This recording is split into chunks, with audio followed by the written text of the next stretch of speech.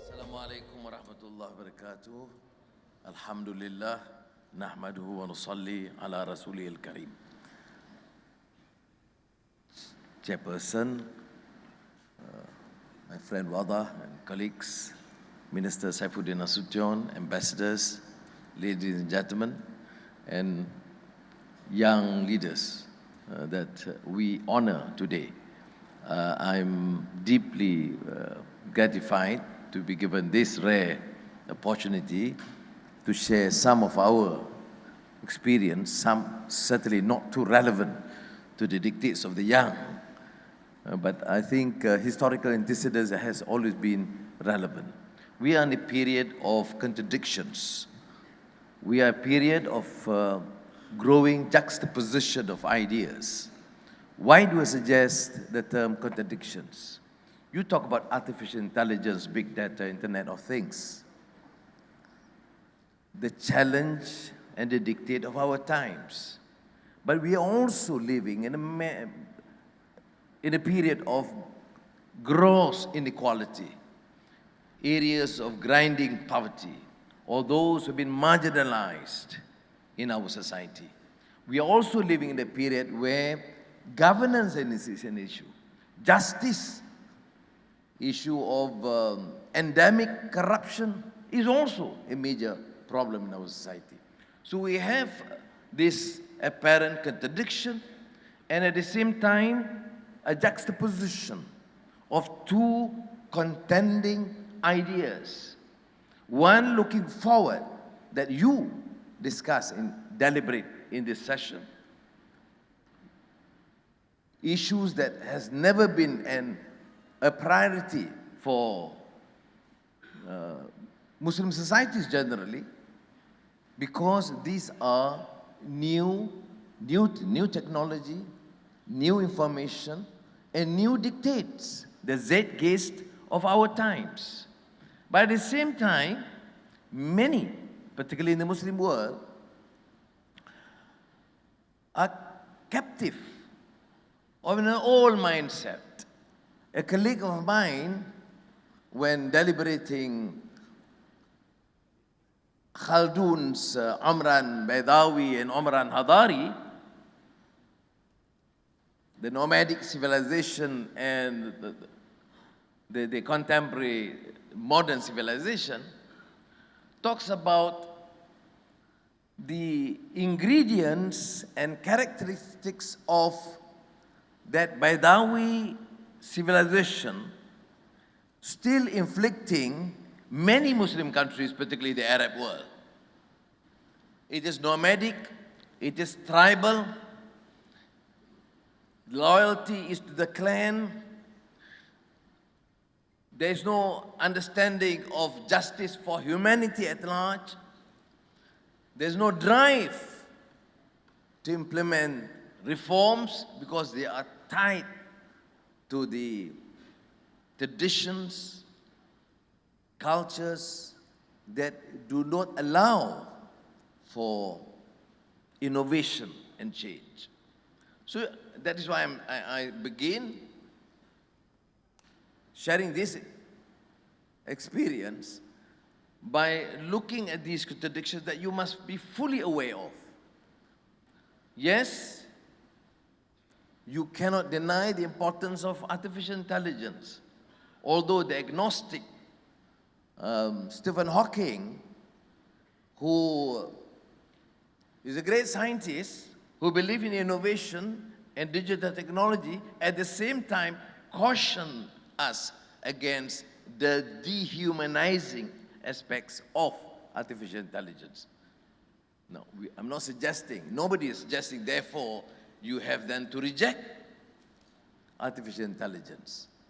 But when a person like Stephen Hawking chooses to caution us because a dehumanizing aspect, when ethics and culture and moral values is somewhat quite discarded, it only compels us to rethink, reassess, while going forward to grasp and comprehend new demands, new ideas, new technology, we must not lose sight of the core values that make us a human being that must express enough concern for the welfare of our society and the degradation of values. So, you have that task before you, challenging, demand a lot of effort, but requires a critical consciousness, which is again lacking in most Muslim societies, except those who have chosen the path of reform and democracy with all its limitations. Indonesia and Turkey and now Malaysia, after the phenomenal change you saw in the last general elections, people do give some credit to me, but I have to confess that I didn't do much because I was in jail all the time. Friends like Safuddin and the rest, they had to work. And I was resting and reading and reflecting and meditating. But that change is phenomenal, unprecedented, and unlike Indonesia and Turkey, they have shown their capacity to rebuild their society based on these new dictates and structural reform. We in Malaysia is probably the first multicultural, multi-religious, multiracial society to embark on this. This is a period where racism is on the rise. Islamophobia, one. White supremacists, the other. And the remnants of racism in Europe, unheard of since Hitler and the Second World War. Which means that if we have that drive, that sense and courage and conviction, we can make a difference and use digital technology and all these new innovations as long as we are guided by certain core values for Islah Mastata', to change and reform our society to the best of our ability and capacity, but still remain central to the core values. A learned scholar, I remember Hussein Nasser, reflected about permanence and change by suggesting that the environment has to change, but the core values are like the Kaaba. It is solid, a central core belief that would emanate this new environment of change. So let me encapsulate again the argument that there is an apparent contradiction. Muslim societies are grappling with these new ideas, always a decade or two behind time, because, again, it relates to poor governance and the old obsolete nomadic values of Amran Baidawi. A society that does not allow for critical consciousness, critical thinking, will not allow for new innovations. It will not easily grasp the dictates of new changes. That is why we are the slowest.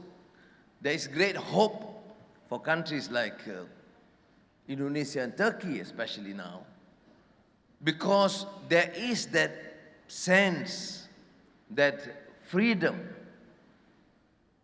the environment that allows for critical consciousness, which to me is a requirement for change. In the last few months,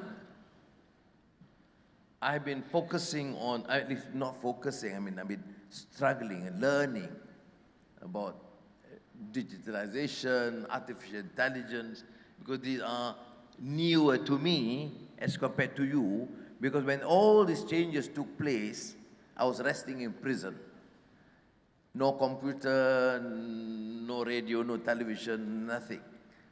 So, upon my release, I take it as part of my responsibility to then grasp this new knowledge, technology.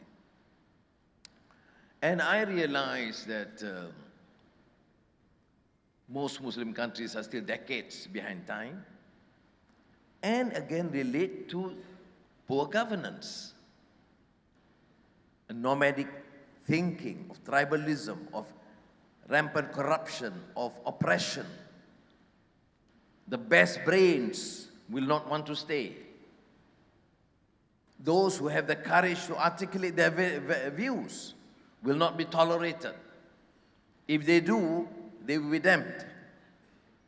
As I said in the past, in this country even, when people say, do you have democracy? Do you have freedom of speech? I said, of course we have freedom of speech. They said, no, but the laws are all geared against you. I said, no, the laws is a part of it. Nobody is disallowed to say whatever they want. The only difference is you have freedom of speech, you don't have freedom after speech.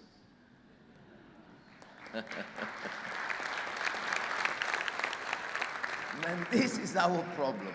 How do you create and innovate without the freedom to express and articulate your vision? How do you then bring about change and reform? Scholars also attribute to the failure, not only one or two Muslim countries, the entire Muslim societies.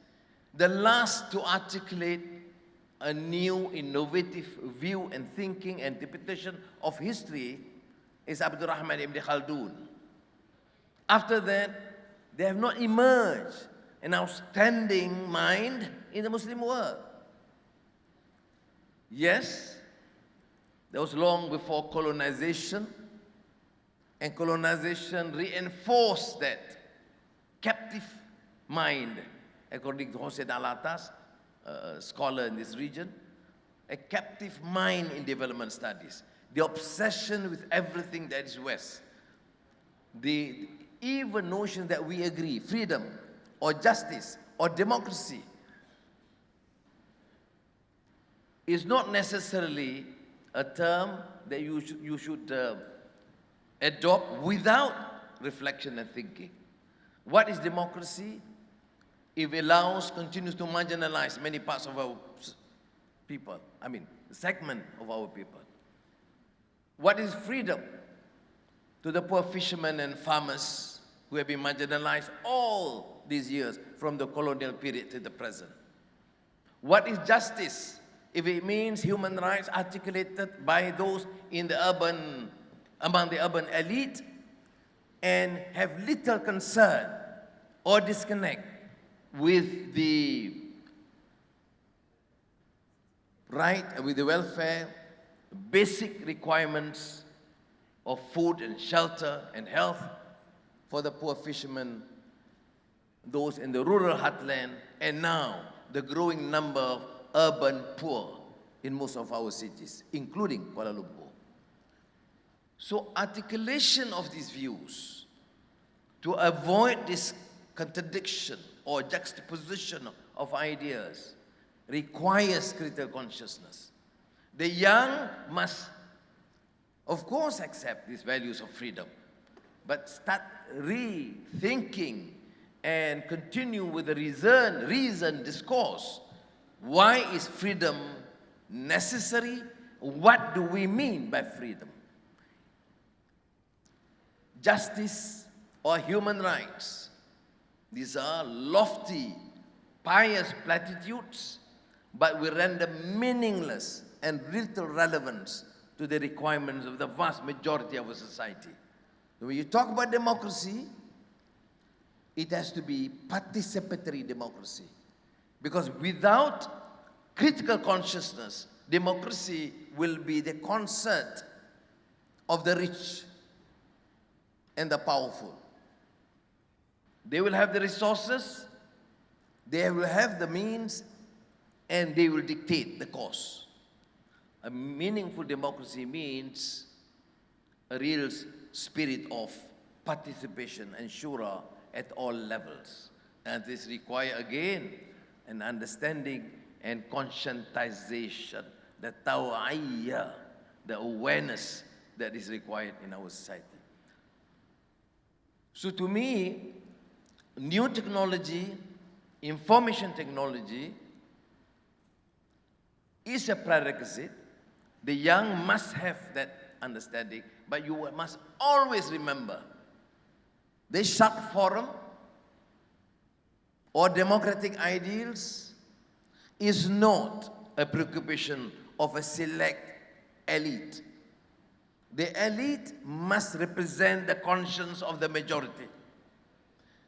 The elite must be relevant to the aspirations of our society. That would make us startling different in our understanding of democracy as practiced in many countries in the West. The ideas of democracy, if you look at the Tocqueville's democracy in America, certainly has more sense, democratic values, appreciating the aspirations of the common man and women through political parties and intermediate societies, as opposed to what is being practiced at present. And worse, of course, under President Donald Trump, who talks about, who represents this post-truth generation. What the heck do you mean? What do you mean by post-truth?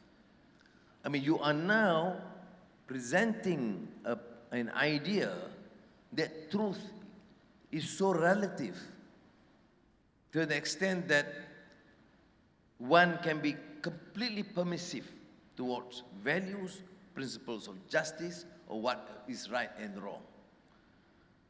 That's why I choose the term, I think probably a little more appropriate, as post-normal. At times they are not normal, yes.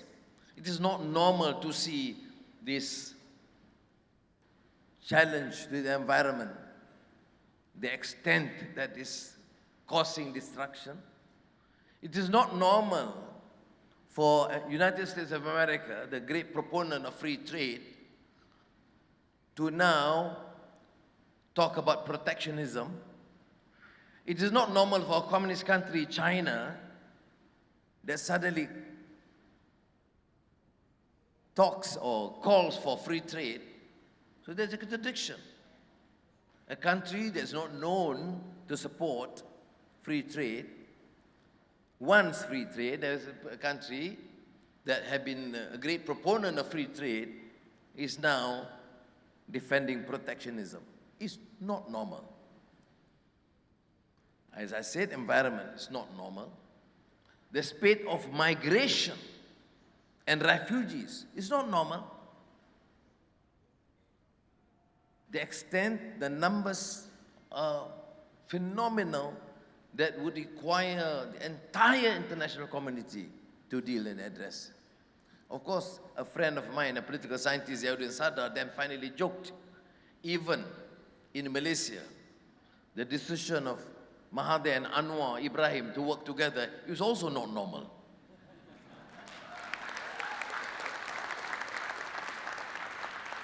But on that note, I would say that our interest finally is on two parameters. Number one, both of us realize, which is not normal, that to affect change in the society, that we will have to work together. Failing to do so would destroy the entire fabric of the society, with endemic corruption, with a financial scandal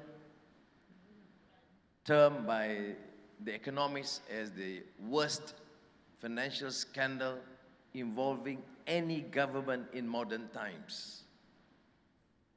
The complete destruction of institutions of governance, the judiciary, the media. So that is one decision. Number two is our commitment to support the reform agenda. It's not just a toppling the old order, which can be popular. You know, revolutions have taken place, and I must remind you, young, if you are a student of history, you realize that the Great Revolution was the French Revolution. But don't forget that 10 years after the Great French Revolution, liberty, equality, fraternity, the plight of the poor farmers was worse than prior to the revolution. Because finally, it became a battle and struggle of contending elites, where the ideological interests and trends, changes that affect the interests of the elites. We can talk about the Bolshevik, the Bolshevik, and most recent, the great struggle of Mandela. But prior to that, Gandhi, supported by Jawaharlal Nehru in India. And you see the brilliant speech by Jawaharlal Nehru on the eve of India's independence, Tryst with Destiny, a great speech. At the stroke of midnight, India will be free. Alleviate poverty, freedom for all Indians. But the inequality and grinding poverty is still there as a major problem after more than 70 years of independence. And most recent, as I said, Mandela, a great human being, very passionate about freedom and justice for his people. One generation after Mandela, South Africa produced Zuma. And this is disconcerting. So those of us who believe in this reform, believe in change, toppling the obsolete, corrupt, decadent, oppressive old order, must always remember that commitment to effect change and reform must remain consistent, must be well understood, appreciated, and supported by the young. So our youth must fully comprehend not only artificial intelligence and digital technology, but the ideals that this country stood for and the dictate for change and reform. Why an independent judiciary, a free media, effective, efficient enforcement authorities, and largely ignored the principle of distributive justice in economy.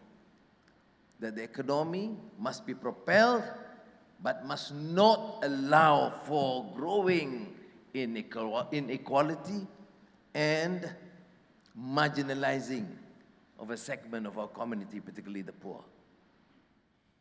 In the last few weeks, I was engaged with because of my criticism of the urban elites. Some of them said, well, this is actually hidden closet racist because Anwar seems to be so concerned about the welfare of the Malays. You see how the urban elite who profess freedom will resort to again, race bait in a different garb. You reject racism, but the moment you are criticized because you do not articulate enough the problems of the poor and the marginalized. So immediately they say the criticism is because we represent the Malays. I make no apologies or qualms of the fact that I am a Malay, equally as concerned about the welfare of the Muslims who form the majority in this country.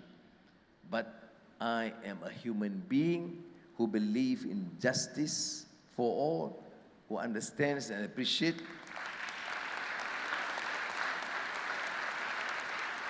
the problem of the rural poor and the urban poor, who rejects strongly and prepared to sacrifice in defense of freedom and reject corruption and any form of arrogance, either arrogance of power or arrogance of the intellectuals who were not prepared to engage in a reasoned discourse. A poor man is a poor man, whether he's a Malay or Chinese or Indian or a Dayak. A man who has been condemned and oppressed is a victim, whether he's a Muslim or Christian or Buddhist or Hindu. That's what I believe Islam stands for. When we talk about rahmatan lil alameen and adl wa ihsan, inna Allah ya'muru bil adl wa ihsan, is an appeal to all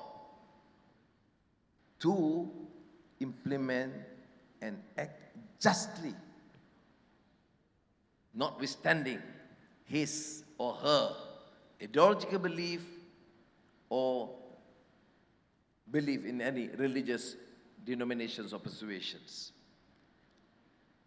But it's not enough, to my mind, it's not enough for us to master new technology, which is a requirement. But we must not allow this technology or articulating issues like justice and freedom and democracy to ignore or be oblivious to the plight of our people. I mean, this is my central argument. Number one, this is a world that we live in full contradictions of two poles. Number two, these poles are sometimes at a juxtaposition.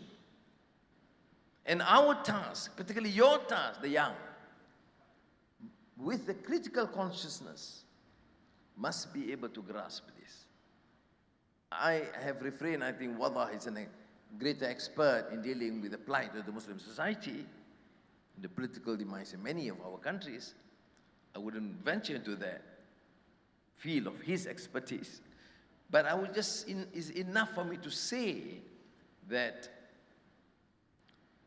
most of our societies are governed by leaders with obsolete thinking of the nomadic type who can condone murder and mass arrests without any regard to the principles of justice and the rule of law.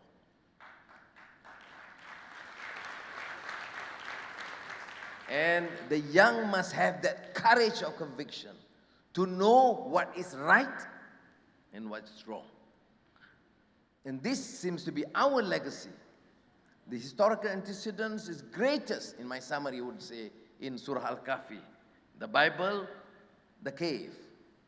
In the Quran, Kahfi. Innahum fityatun amanu bi rabbihim wa zidnahum huda. That Allah tells us a great story. Not Muslim country, not Muslim society. Is it in the past, in the Christian era? You see the greatness of the Quran. Telling about the role of youth, the idealism of youth, the principles that youth must believe in. From the past, the great youth during the Christian era that reject corruption and oppression and fight for truth and justice because they believe in God and in justice. Because وَرَبَطْنَا عَلَى قُلُوبِهِمْ إِذْ قَامُوا فَقَالُوا رَبُّنَا رَبُّ السَّمَاوَاتِ وَالْأَرْضِ. Purely because of the conviction, the belief. It is because of that conviction that they reject injustice. during that period. And more important and pertinently for the Muslims is to realize how the Quran relates to a story, the greatest contribution of youth in this kahfi or the cave in the Bible, from the experience during the Christian era, before the advent of Islam. And you see, the narrative in the Quran, as opposed to the intolerant, bigoted views being promoted by many or some extremists or fanatical Muslims. This is again the role of the youth. You should start by what the Quran tells you, or what the Bible tells you about the role of the youth. And from there on, understand why we, as Muslims or Christians or Buddhists or Hindus, should learn to work together in promoting these ideals of truth and justice for humanity at large. Terima kasih. Thank you very much. Assalamualaikum. Thank you, Young Ahmad Muhammad Dato Sri Anwar Ibrahim, for sharing with us today.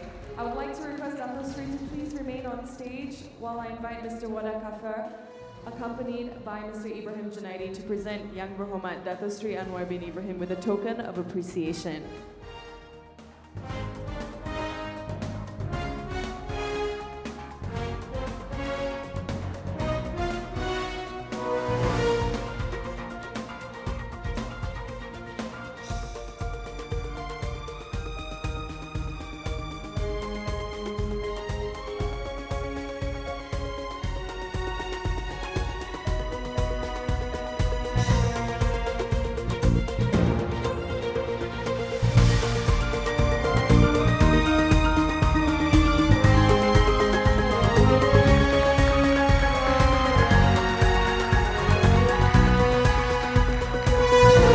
Ladies and gentlemen, please rise.